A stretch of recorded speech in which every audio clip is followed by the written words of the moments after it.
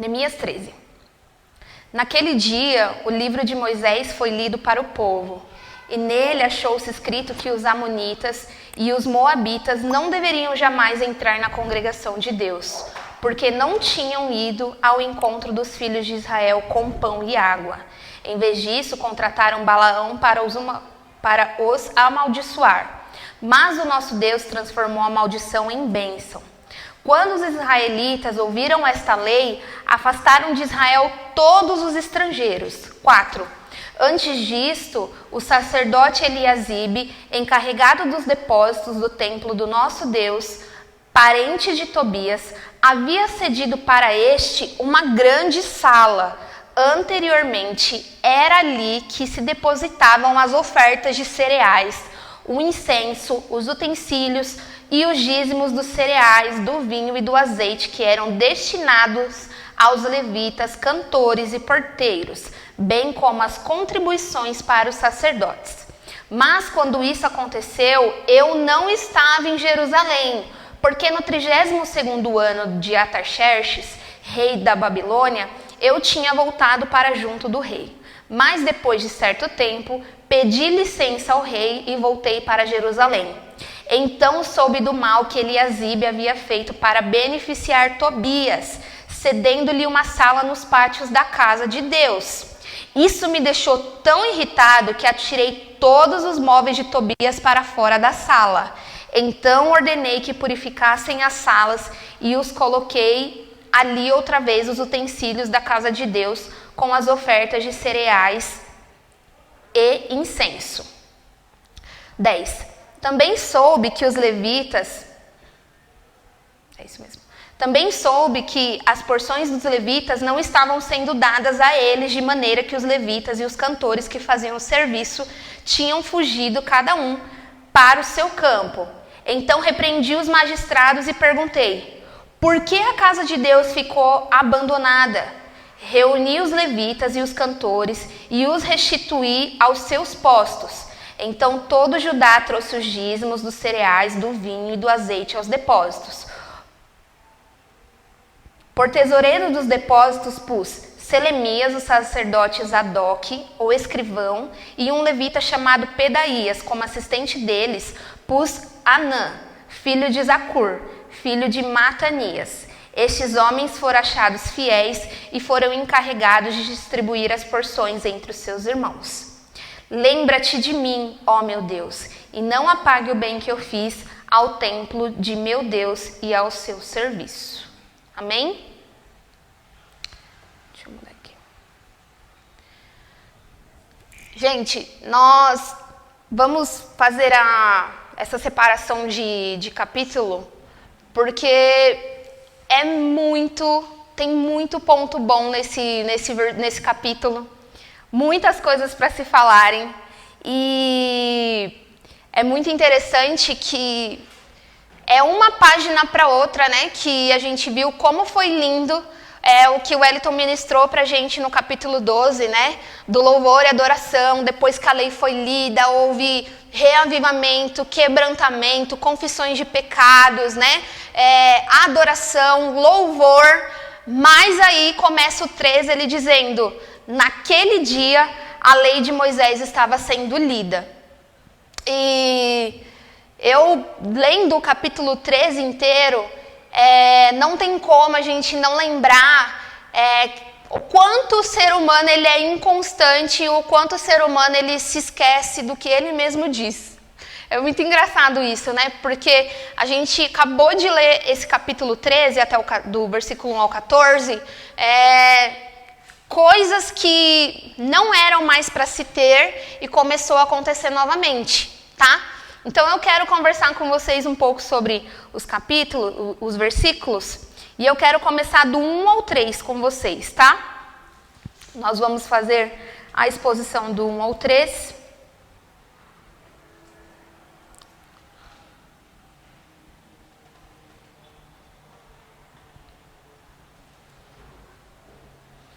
Então, no capítulo 10, a gente vê o povo já em quebrantamento, né? Em amém, chorando, querendo aquela sede de Deus, tudo voltado para que, não, agora vai, né? Agora vai. Quem já não teve esse sentimento? Não, agora a gente vai ser santificado, agora eu tô voando. E o que aconteceu? Depois do 12, que foi a última ministração nossa, que o povo em concordância, né, orou, louvou a Deus, confessou os seus pecados, adorou a Deus. Neemias, quando a gente leu no 2, né, o que aconteceu? O rei perguntou para ele, quanto tempo você vai e volta? Então ele tinha uma data para voltar. Então, Neemias, ele volta lá no rei Ataxerxes, né, o rei da Babilônia, e esse povo aqui continua lá em Jerusalém. E aí, o que acontece? Neemias fica 12 anos lá na Babilônia. Então, quando a gente começa aqui, naquele dia, quando ele começa a ler, a lei de Moisés estava sendo lida em voz alta para o povo. Então chegaram ao trecho que diz que nunca seria permitido que nenhum amonita ou moabita se juntasse ao povo de Deus. Isso porque o povo de Amon e de Moabe não havia dado comida nem água aos israelitas na viagem quando saíram do Egito. Em vez disso, esses dois povos haviam pago Balaão para amaldiçoar o povo de Israel. Mas o nosso Deus virou a maldição em bênção. Quando os israelitas ouviram a leitura dessa lei, eles expulsaram os estrangeiros do meio deles. Então, a lei foi lida 12 anos depois. Neemias estava longe, tá? Neemias não estava aqui quando começa o capítulo 13. E é bem interessante, porque a lei era para ser lida todos os dias, era para continuar. Mas como Neemias não estava mais lá, o que aconteceu? A lei parou de ser lida. E neste dia, aí ele está dizendo, naquele dia foi um dia específico, a lei foi lida. E é muito interessante que eles começam a trazer o que estava escrito nessa lei, que não era para eles terem impacto nem com moabitas, nem com edonitas, nem com ninguém que fosse de outra... Não era cultura racial o que Deus não queria deles, era questão de religião mesmo. Tá? Aqui, às vezes, a gente vai ler, né? Às vezes tem pessoas que podem achar que o que Deus está pedindo ali, o que ele estava pedindo para o povo de Israel, era algo racial. Ai, né? Nossa, como hoje a gente ouviu, às vezes, né? Tem umas pessoas que a gente vê que diz, nossa, a Bíblia tem que ser atualizada porque tem um monte de preconceito na Bíblia. Não, é que Deus queria um povo exclusivo para ele, separado para ele. E assim como foi com eles, continua com a gente. Então, Deus não é que Deus tem preconceito, não é isso. É que Deus separou um povo e quando ele separa um povo é para ele mesmo. É isso que Deus fez com o povo de Israel e é isso que Deus tem feito hoje com a gente. Então, o que Deus estava fazendo com eles ali na questão dos edomitas e dos moabitas não era questão de racial, de cultura, mas era questão de religião mesmo, de não vou me juntar, não vamos adorar outros deuses. E eu achei muito interessante isso, porque aqui eles contam, a história é maravilhosa, quando vocês leem lá no livro de Deuteronômio, vai contar um pouco dessa história pra gente, sobre o povo, né, que ia ainda para Canaã, e eles vão passar, é muito interessante que nas bíblias de estudo tem os mapas, né, e Edom ficava em cima e Moabe bem mais lá embaixo. Então era tipo, é que o mapa, né, é bem pequenininho, mas é uma distância muito grande. Do outro lado ficava Canaã. E o povo de Israel, que tinha saído do Egito, precisava ir para Canaã. Porém, eles precisavam passar por essas duas terras, né, e atravessar sentido Rio Jordão e Canaã. Porém, quando eles foram pedir autorizações, não permitiram. E o povo que ainda não cria em Deus, os outros povos, o que eles fizeram? Eles disseram, não vamos deixar vocês passarem.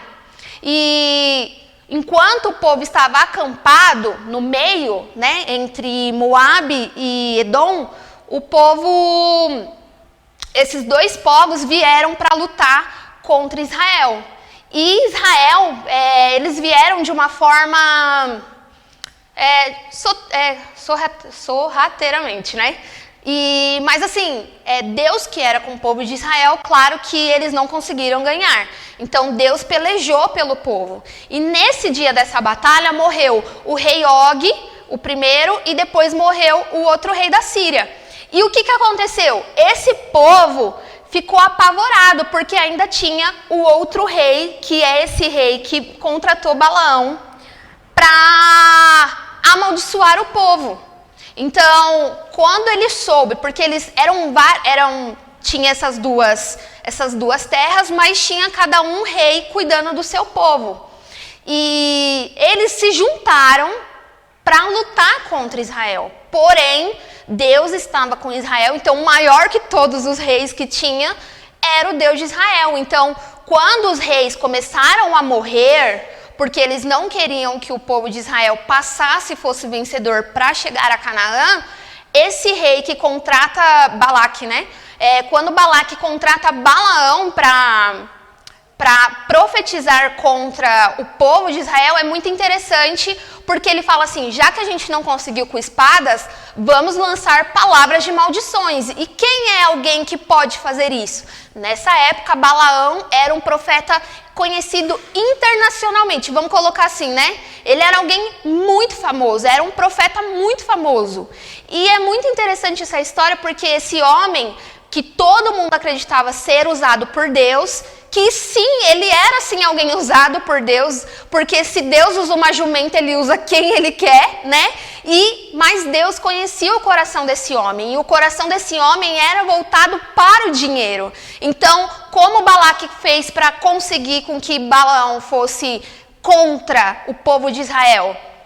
Oferecendo dinheiro, né? E aí a história é muito interessante, que na primeira vez que Balaque vai, Balaque não consegue trazer Balaão, mas na segunda ele oferece uma oferta maior e Balaão aceita e fala, eu vou. Só que Deus diz, você vai falar só o que eu te mandar. E Balaão acredita que Deus está com ele nessa história. Então, depois vocês leem que é muito interessante, né? E aí quando ele chega lá no topo, que ele vai falar palavras de maldição, só sai bênçãos. E aí Balaque fica revoltado, né? E fala, não, vamos pro outro lado, vamos oferecer um altar diferente aqui, vai pro outro lado. E quando ele vai falar palavras de maldições, mais palavras de bênção. Olha que coisa poderosa, gente. Olha o que Deus faz pelo seu povo, gente. Cara, eu tava falando isso com a Keila. Falei, a gente lê a Bíblia, a gente vê essas coisas sensacionais. Por que no nosso momento de dor a gente fica, oh meu Deus, o Senhor não tá vendo? Você entende como é forte, como Deus continua sendo o mesmo e a gente não crê? Gente, sério, essa palavra mexeu tanto comigo. Eu falei, Deus, não, por isso que eu digo, gente, não creiam em palavras malditas. Não creiam em superstições. O sangue de Jesus tem poder. Não tenha medo de contar os seus projetos. Não é, eu sempre digo isso. Saiba para quem você conta os seus projetos. É isso que você tem que saber, mas não tenha medo, sabe? Você vai comprar um carro, uma casa, não tenha medo, porque eu já ouvi tantas de crente dizer, eu não contei, porque você sabe, né, que a gente pode atrapalhar. Não quer dizer que Deus limita o seu poder através de uma pessoa, sabe? A gente tem que ter sabedoria com quem a gente fala, com certeza, mas não tenha medo daquilo que é seu. Ninguém tira, nem o diabo, né? Então, essa promessa que Deus tinha para o povo, que o povo passaria, ninguém poderia ir contra aquilo. Então, vocês imaginam que Balaão, até Balaão ficou... quando ele soltava as palavras, é muito interessante que ele fala assim, nem eu estou acreditando no que está saindo, eu não consigo falar outras coisas, eu só consigo falar aquilo que Deus quer. Então, não tem ninguém que Deus não use. Se Deus tiver que usar, Ele vai usar até quem sejam os seus inimigos, né? Os inimigos ali que tinham de Israel para abençoar o povo. Então, vocês imaginam que Balaão era alguém muito respeitado, que foi contra o povo de Israel.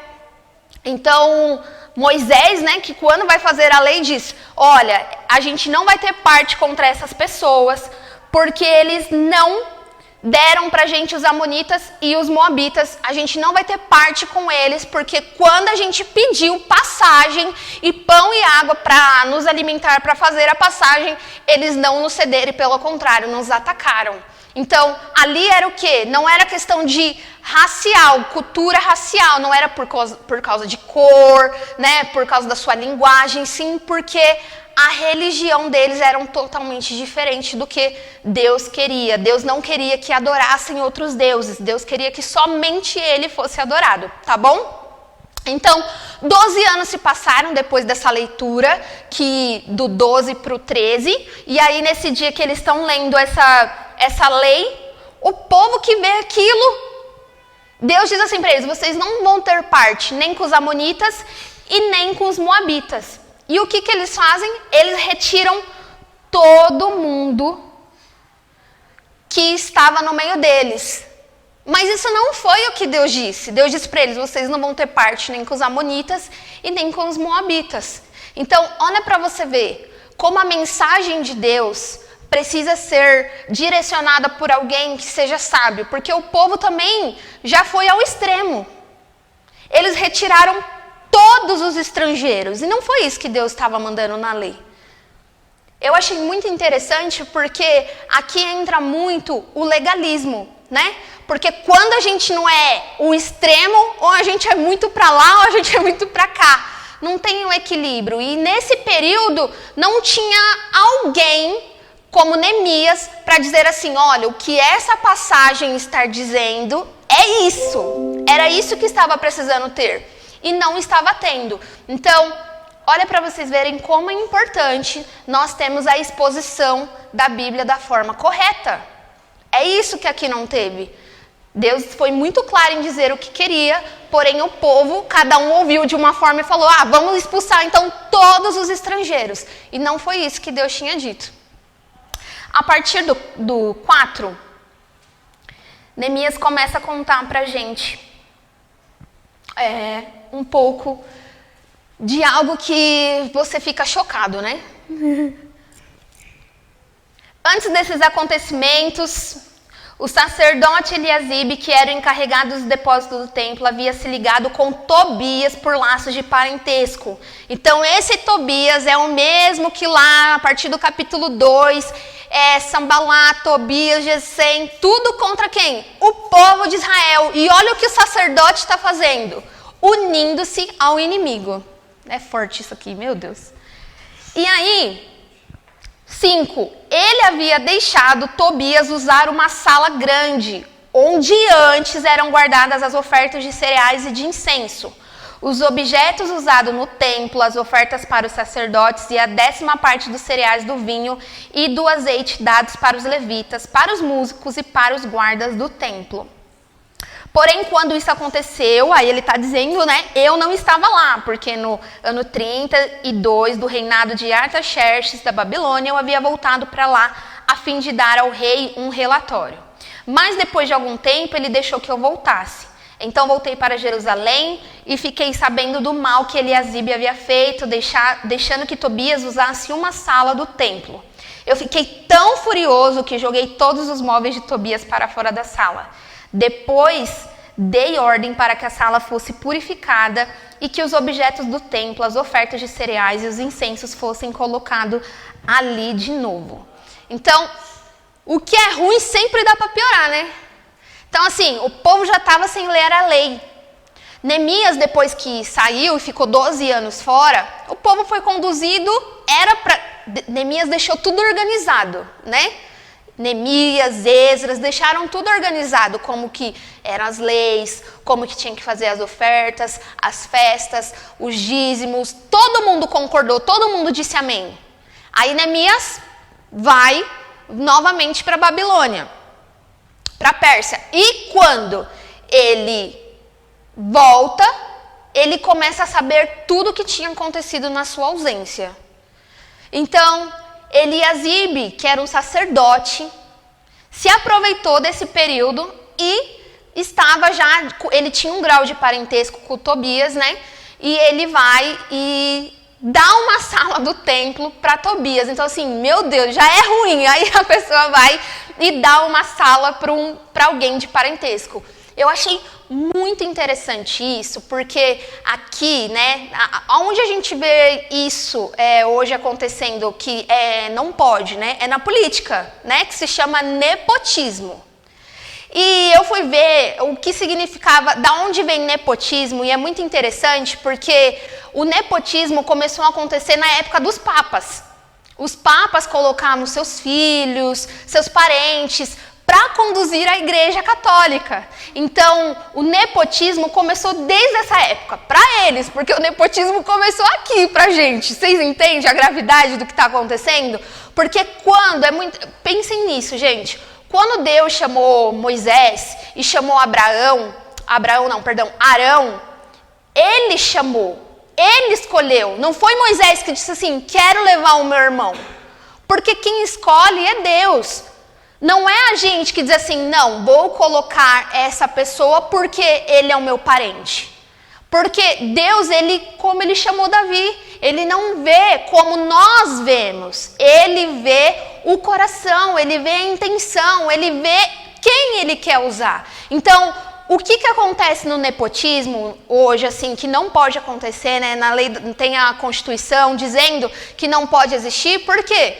Porque isso é algo que a pessoa não tem capacidade para exercer um cargo e quando acontece o nepotismo é por conta dos salários, né, que são gigantes. Então, assim, hoje, infelizmente, acontece isso também na igreja, não é verdade? Na igreja acontece, você vai pegar muita gente que porque é da família tem que assumir a igreja, mesmo que essa pessoa não tenha capacidade de ser um líder na igreja, mas porque é o meu filho, ele tem que assumir a igreja. Então, assim, às vezes as crianças, desde pequena, já sabem que elas vão crescer para ser líder de uma igreja que ela não tem capacidade, e às vezes a criança, que um dia vai ser um adulto, ela não quer isso, ela não foi chamada para isso. Ser pastor não é algo que a gente escolhe, né? Não eu, tá, gente? Né? Ser pastor é alguém que é Deus que escolhe. Então, uma pergunta que fizeram para o Wellington há um tempo atrás, né? Nossa, por que a mulher do pastor tem que ser pastora? E o Wellington começou a explicar e eu achei muito engraçado. Por quê? Porque a pessoa virou e falou assim, nossa, a pastora da minha igreja, que é a mulher do pastor, ela só enfeita a igreja, ela nem abre a boca e todo mundo chama ela de pastora. E o Wellington tentando ser o mais, né, assim, amenizar, não falar, né, sendo mais claro, ministrando. Eu achei muito interessante, por quê? Porque isso acontece em muitos lugares, gente, sabe? Não, vou colocar o meu filho porque ele é o meu filho, eu não quero saber. Ele é o meu filho, ele vai ser líder porque eu quero que o meu filho seja líder, porque eu sou a líder e quem manda que sou eu, né? Então, olha para vocês verem como é muito sutil as coisas erradas que acontecem. A gente não pode colocar pessoas, e isso, graças a Deus, eu sou muito grata ao Senhor, porque às vezes parece que não, mas eu e o Wellington, a gente tem diversas ideias divergentes, né? Aí eu falo uma coisa, o Wellington fala, não concordo. Eu pensei em fazer isso, não vamos fazer, né? Então, por quê? Porque Deus, ele deu autoridade para o nosso líder, mas não é porque eu sou esposa do líder que eu mando na igreja, ou que eu faço as coisas do meu jeito. E isso vai acontecer com qualquer um que está aqui, né? Tem a Keila, que às vezes o Wellington fala e ela fala, sou contra, não acontece, né? Sou contra, não, então vou te esclarecer, é isso que acontece. Isso é para que fique claro que não é só o nepotismo de é da minha família, mas também o coleguismo. Isso não existe na igreja. Na igreja não pode existir isso. Porque a Karen é minha amiga, eu dou preferência para ela. Não, aqui nós somos irmãos que vamos ser corrigidos, que se precisar nós vamos chamar a atenção, que nós vamos levar a palavra e que nós não vamos passar a mão na cabeça de ninguém, porque aqui a obra não é nossa, a obra é de Deus. Foi isso que Eliasibe passou por cima. Ele estava colocando alguém, um inimigo de Israel, declarado dentro do templo. Vocês têm noção do que está acontecendo, a gravidade do que está acontecendo aqui? Olha para vocês verem que quando a gente ama alguém, né? Porque claro que ele gostava de Tobias. Porque para você fazer isso, é alguém que você tem um apreço muito grande. Então, isso não pode acontecer, gente. E eu estou trazendo de exemplo da igreja, mas eu quero que você tenha isso fixo também sobre a sua vida. Sabe? Não tenha isso no seu coração, não faça alianças com pessoas que falam mal dos seus irmãos, pessoas que não querem ver o bem uma das outras. Isso é ruim, isso traz coisa ruim até para você, de você falar assim, nossa, essa pessoa é tanta coisa ruim que, ou você, às vezes a gente acha que a gente pode salvar a pessoa, mas a gente não pode, a gente tenta o máximo possível, mas não traga pessoas, como aqui foi, inimigo, sabe? Era inimigo declarado, porque é isso que a Bíblia diz. Eu sei que pode parecer o extremo, mas a Bíblia diz que aquele que não é amigo de Deus, é inimigo de Deus. Então, ponto. Pense bem quem você coloca dentro da sua casa. Pense bem quem você leva para a sua vida, porque isso pode trazer grandes consequências, tá bom? E aí, Eliasibe estava fazendo uma má administração do templo. Então, enquanto Neemias está longe, além dele colocar um inimigo declarado dentro do templo, o lugar onde era para ser guardadas as ofertas de cereais, de vinhos, de azeite, né? Tudo era para ser guardado lá. O que aconteceu? Como Neemias, como Tobias estava lá nessa sala, que era separada para isso, para quem estava indo o dinheiro? O dinheiro, assim, os dízimos e as ofertas, né, que o povo estava? Para Tobias. E a gente vai ver aqui que os levitas, os cantores, os músicos, eles voltaram para suas fazendas, porque nessa época aqui é uma cultura rural, então o que o povo fazia? Plantava, colhia, né? Então, como era uma época uma época rural, eles falaram, a gente não está tendo o que comer, porque as ofertas que eram destinadas a nós, está indo para Tobias e sei lá para onde está indo, só não está indo para a gente. Então eles fugiram, eles estavam sendo até perseguidos, eles fugiram, é isso que vai trazer em outras versões. Porque o que o povo estava dando não era suficiente para o sustento deles. Então, talvez o povo começou a olhar e falar assim, tudo que eu estou dando está indo para Tobias, né? Para Eliasibe, que fazia a separação do dinheiro. Aí, o povo começou a ver que o templo não estava mudando. Os músicos, os levitas, começaram a dizer que não estava vindo dinheiro para eles. O que o povo parou de fazer? De abençoar a casa de Deus. Nesse mesmo período, entra quem? Malaquias. Olha que interessante. Nesse mesmo período entra Malaquias dizendo, vocês estão mais voltados para a sua casa, para vocês e se esquecendo do templo. É nesse mesmo período. É muito interessante, porque Malaquias vem brigando com eles, falando, voltem a levar os seus dízimos e suas ofertas para a igreja, para o templo. É nesse mesmo período, onde Neemias não estava, mas Malaquias estava profetizando contra o povo de Israel. Por quê? Porque o povo começou a dizer, já que no templo está essa bagunça toda, vou começar a pensar mais em mim.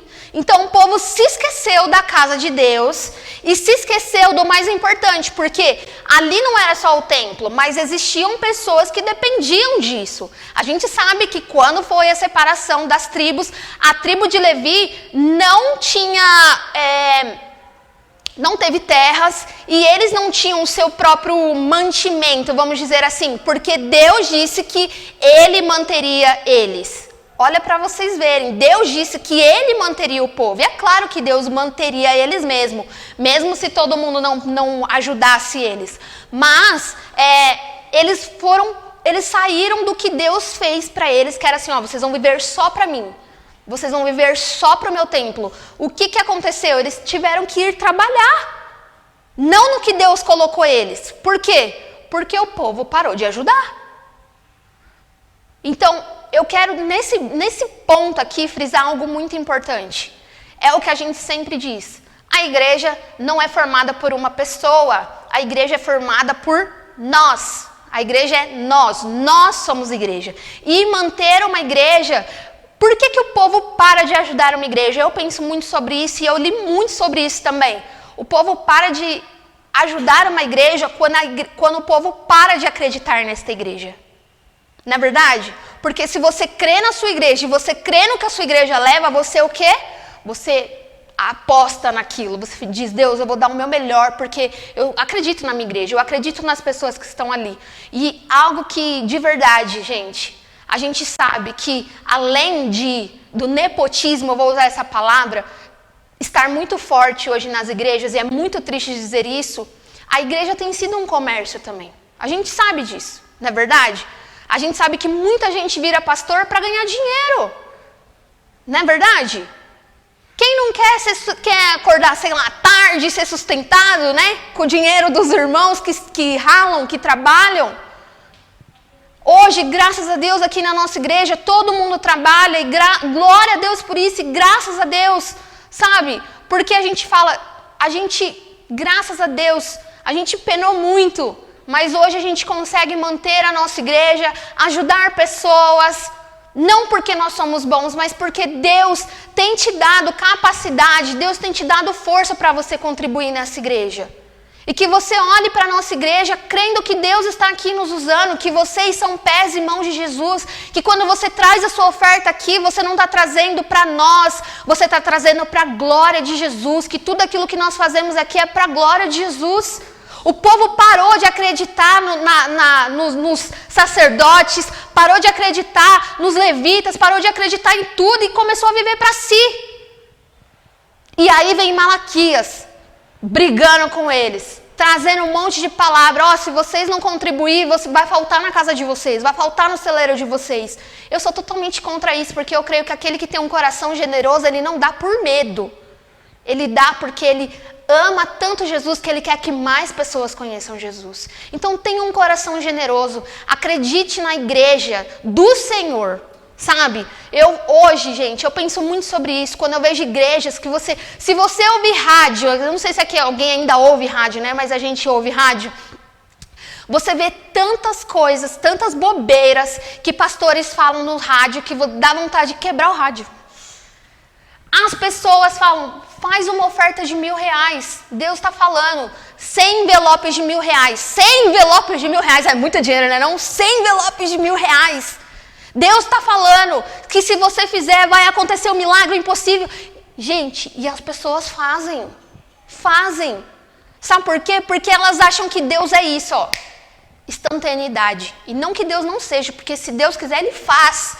Mas a gente quer comprar os favores de Deus, o milagre de Deus. E de verdade, Deus não está querendo e não se importa com milagres. Deus quer salvar o seu povo. É por isso, gente, que aqui vai ser sempre sobre Jesus e não sobre o que Jesus pode fazer por você, porque Ele já fez. Deus, Ele te salvou. Deus, Ele te escolheu. Deus olhou para você quando ninguém mais olharia. Então, isso é o maior milagre que Deus já fez por nós. E é por isso que nós damos todas as nossas ofertas aqui. É por isso que nós damos tudo o que nós somos para Ele. Porque Deus já fez o maior milagre que ninguém faria por nós, que é a salvação. Glória a Deus. Então, eu já estou finalizando, gente. Então, Neemias volta. E quando Neemias volta, Neemias ficou muito bravo com aquilo. Como assim? Eu deixei tudo organizado e quando eu volto, tá uma bagunça. E Neemias volta e é muito interessante que no 8 ele diz que ele não... Cadê aqui? 8. Eu fiquei tão furioso que joguei todos os móveis de Tobias para fora da sala. Olha que interessante. Neemias não tinha medo. Neemias não teve medo dos homens, de Eliasibe, do que as pessoas iriam pensar. Ele queria agradar a Deus. Lembre sempre disso. Eu não estou dizendo para você ter um ataque de fúria, porque aqui era necessário o que ele estava fazendo, né? E a gente vê isso só mais uma vez quando Jesus vai lá ao templo, né? E vê o povo fazendo o que hoje acontece, um comércio dentro da igreja, e vendendo pombo, e vendendo galinha, e não sei o quê. E Jesus fica muito bravo. O que Jesus faz? Derruba tudo. A gente só vê isso 2 vezes. Olha como Neemias era já, assim, como a Bíblia toda vai refletir para um espelho do que iria acontecer. né? Então eu achei muito interessante isso, porque Neemias ficou furioso. E Jesus fez isso da mesma forma. Jesus não pensou em quem estava olhando. Jesus falou, eu vou quebrar tudo isso aqui que vocês estão achando que a casa do meu Deus é o quê? É isso que a gente tem que ter, gente. Sabe? Vai chegar a eleição de novo, e a gente sabe que em eleições todo mundo quer ir nas igrejas, trazer coisas. A gente não pode aceitar isso. A casa de Deus não é feita para fazer palco para ninguém. Aqui é para levar o evangelho de Jesus. E saber quem leva o evangelho de Jesus. Tem uma vida com Deus? Você conhece essa pessoa? Essa pessoa tem um caráter cristão?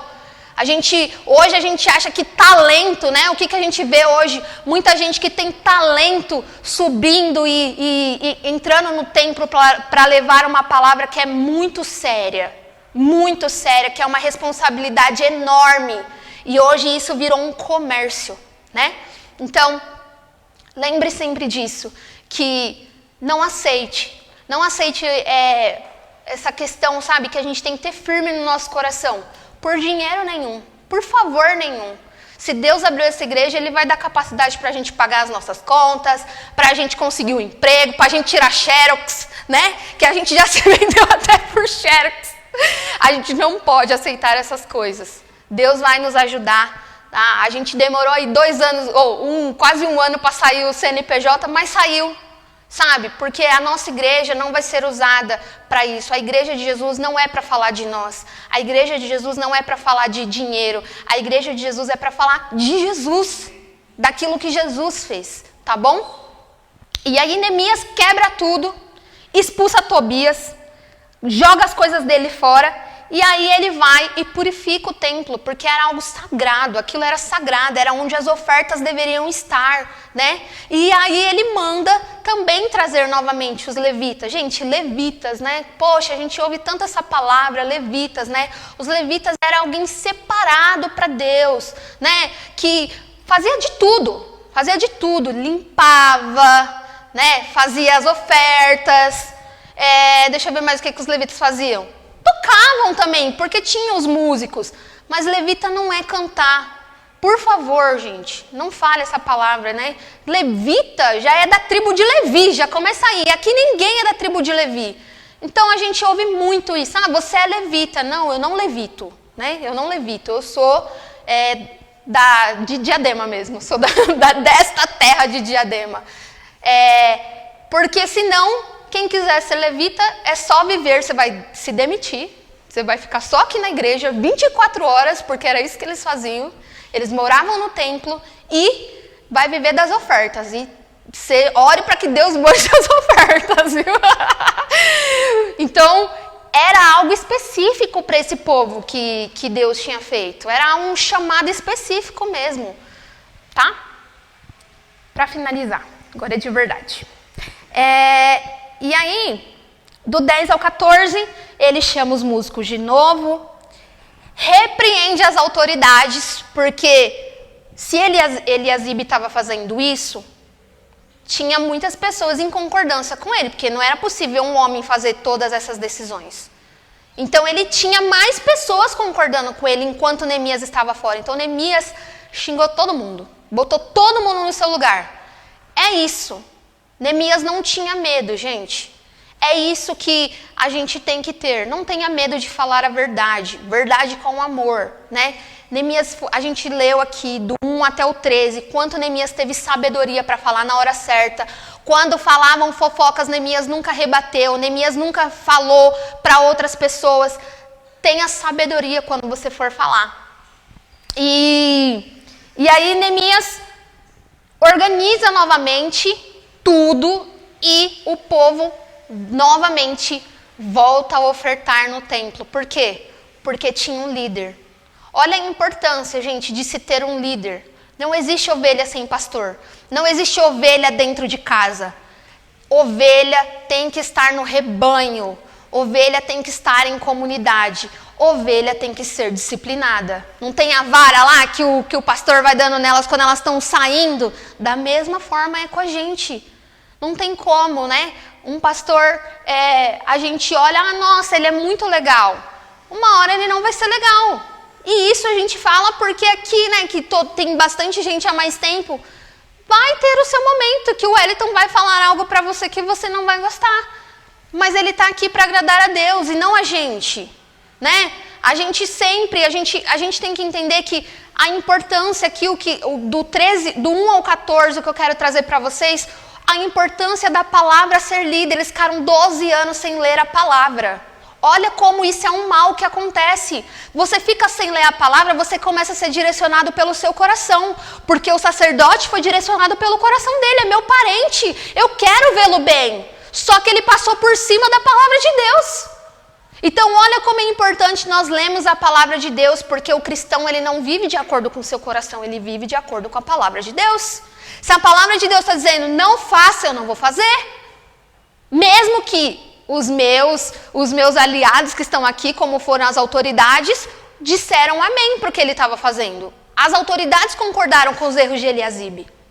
Então Neemias vem para admoestar, para brigar mesmo, para colocar as coisas no lugar, porque as coisas de Deus têm que ser feitas para a glória dele. Para quando a gente faz as coisas de Deus, não dá para ser feito meia boca. Ah, não, é como se eu estivesse fazendo na minha casa. Ah, não, vou colocar a sujeira por debaixo do tapete, porque ninguém vai perceber. Na casa de Deus não existe isso. Na casa de Deus a gente faz as coisas com excelência, né? Por isso que a gente pega no pé. Não tem como ter trabalho, você trabalhar e você não ter uma vida com Deus. Não tem como você ser alguém de trabalhar sem antes você entender quem você é em Deus. Porque aqui o que aconteceu com esse povo, como eles pararam de ler e eles não tinham vida com Deus, eles começaram a trabalhar cada um da forma que eles queriam. É por isso que é importante nós temos um líder. É por isso que é importante nós termos a palavra de Deus, porque essa palavra precisa ser lida e explicada para nós diariamente. No seu devocional, como a Keila disse aqui, você acorda, você nem leu essa passagem, mas quando você já tem algo gerado no seu coração e quando você tem uma vida em devocional a Deus, Deus fala com você. Deus fala. E quando ela falou isso, foi muito engraçado, porque essa semana eu acordei com uma passagem que era: o amor lança fora todo medo. O amor lança fora todo medo. E eu fiquei, meu Deus, por que o Senhor está falando com isso comigo? O amor lança fora todo medo. E quando foi na sexta-feira que aconteceu um caos lá em casa, e eu vendo a Keila muito mal, e eu falava: Deus, o Senhor lança fora o medo. A gente não pode ter medo. Me ajuda, Senhor, a não demonstrar medo. Me ajuda, Senhor, a não ter medo. A gente tem passado coisas que eu digo: Senhor, o Senhor é o amor. Jesus é o amor. E Ele lança fora o medo. Porque se a minha esperança está nele, eu não posso temer. Então olha a importância da leitura da palavra, que quando você está em dias ruins, Deus traz a memória, o Espírito Santo traz a memória. E essa semana foi isso que eu acordei. Foi muito engraçado que eu acordei. O amor lança fora todo medo. É isso. Se a gente para de ler a palavra de Deus, outras coisas vão tomar a sua mente, o seu coração. E aí a gente começa a ter diversas coisas, diversos pensamentos e decisões que não são aquilo que Deus quer para nós. Aplicação, gente. Com quem tenho feito alianças? Tenho meditado na palavra do Senhor? Tenho sido fiel a Deus ou aos meus amigos e familiares? Eu tenho um coração ensinável? Isso foi algo que pegou muito para mim. Porque a gente é muito disposto a ensinar. Mas eu também tenho um coração ensinável? Se o meu pastor, se o meu marido, se a minha amiga traz algo para mim, eu tenho um coração ensinável? Essa palavra me ensinou bastante, porque o Neemias brigou com Eliasibe, brigou com o povo, mas depois, quando ele organiza tudo, todo mundo estava lá. Quantas pessoas que depois não voltam para a igreja porque foram repreendidas? Então, é muito importante a gente ter um coração ensinável, porque a gente vai ouvir dos nossos amigos, no discipulado que a gente agora começou. No seu discipulado você vai ouvir coisas que talvez não sejam o que você gostaria de ouvir, mas que essa pessoa que Deus colocou para te direcionar através da palavra, ela vai ser direcionada por Deus. Então ela vai falar o que a palavra de Deus está dizendo, não o que o coração da gente diz, né? Porque às vezes o nosso coração vai dizer, bom, eu pensaria em fazer isso, mas eu não posso fazer isso, né? Eu quero te direcionar através da palavra de Deus. Então, precisamos ter um coração ensinável. Em minhas amizades, eu sou verdadeiro ou eu não falo a verdade por medo? Isso é muito interessante, né? Que às vezes nas nossas amizades a gente tem medo de ser verdadeiro, daquilo soar diferente, né, pra pessoa. Ai, meu Deus, se eu falar isso, ela não vai mais falar comigo, não vai mais gostar de mim, eu não vou ser mais legal, né? Aqui na nossa igreja, ai, meu Deus, se eu falar isso na igreja, os irmãos vão, será que vai sair mais gente ou vai... Como que vai ser? Então, tudo isso é quando a gente tem um coração ensinável para saber também. Tenho sido fiel com a minha igreja? Porque o povo foi infiel, porque claro que a administração, tudo estava sendo horrível, né? Mas depois que Neemias volta, porque ele era o líder ali que conduzia o povo e organiza tudo, o povo disse amém novamente e as coisas são restauradas. Nós precisamos entender isso. Com quem nós fazemos alianças? Porque Deus disse para nós, aquele que é meu amigo, eu sou amigo, mas quem é inimigo de Deus é inimigo, tem que ser inimigo da nossa vida. Não inimigo, gente, que eu não estou dizendo, não fale comigo, não é essa coisa, tá? Pelo amor de Deus. Mas a gente tem que saber com quem a gente se aconselha, com quem a gente anda, porque tem pessoas que andam em princípios diferentes do nosso. A nossa vida é regida pela palavra de Deus, né? Medite na palavra do Senhor, gente. Foi isso que Deus disse para Josué. Medite na minha palavra de dia e de noite. Eu não estava dizendo que era de manhã e de noite, mas é diariamente. Esteja na minha palavra diariamente. É importante. Seja fiel a Deus acima dos seus amigos ou dos seus familiares. Isso pode te custar tudo. Lutero disse isso. A paz em todo tempo. Mentira, gente. A verdade, se possível. A verdade, eita meu Deus. A paz, se possível, mas a verdade a todo custo. A paz, se possível, mas a verdade a todo custo. Quem é amigo de todo mundo acaba sendo inimigo de Deus. Por quê? Porque amigo de todo mundo, muitas vezes, vai ser contra aquilo que Deus está dizendo na sua palavra. Ai, o meu amigo não tem preconceitos. Ah, o meu amigo... Gente, a gente não é preconceituoso. Se você vive na palavra de Deus e a palavra de Deus está dizendo isso, é isso. É ponto. A pessoa quer ter outras decisões na vida dela, tá tudo bem. Mas a gente não pode ter concordâncias. Eu tenho diversos amigos que são outras coisas, mas eu digo, eu sou contra, você sabe aquilo que eu vivo. Essa é a minha palavra, essa é a minha base. Eu não vou fazer isso ou eu não vou seguir isso, porque isso não faz parte daquilo que eu acredito. E a gente consegue viver bem. Eu não preciso xingá-lo, eu não preciso ir para o Instagram para xingar a pessoa, escrever coisas, né, como hoje acontece. Isso é muito triste, porque a igreja vira bitolada em coisas que não fazem sentido. Tenha um coração ensinável, né? Tenha um coração voltado para o Senhor. Seja verdadeiro com seus amigos, mesmo que muitas vezes, né, vai acontecer divergências. Mas seja verdadeiro com seu amigo. Talvez no primeiro momento ele não vai gostar, porque, né, a gente pode dizer isso. Quem gosta de ouvir muitas vezes a verdade, ser confrontado? Não é legal, você fala, você já quer dar uma desculpa, né? Mas quando você tem um coração ensinável, tente mesmo que você não concorde. Leve isso. Medite no que o seu amigo, porque amigo é muito forte você chamar alguém de amigo. É alguém que quer seu bem, né? Então, eu creio que se você olha para essa pessoa e enxerga ela como amiga, como amigo, Deus está usando essa pessoa para falar com você. Então, tenha mais um coração ensinável, pense, né, no que essa pessoa está dizendo, o que você pode aprender. E seja fiel com a sua igreja. Aqui a gente sempre diz isso, todos são muito importantes.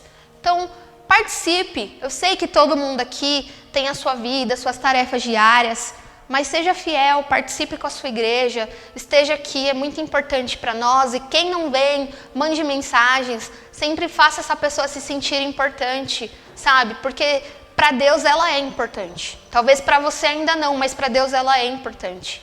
Então, é isso que eu queria compartilhar com vocês. Na semana que vem, Deus vai falar um pouco mais com a gente. Já venha com um coração ensinável, porque esse capítulo aqui é um capítulo de bastante tapas na cara.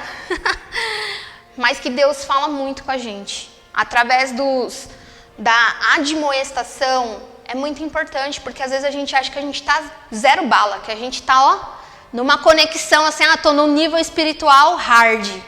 E a gente está enganando a gente mesmo, não Deus. A gente não está enganando Deus, porque Deus está olhando para nós e pensando, coitados, né?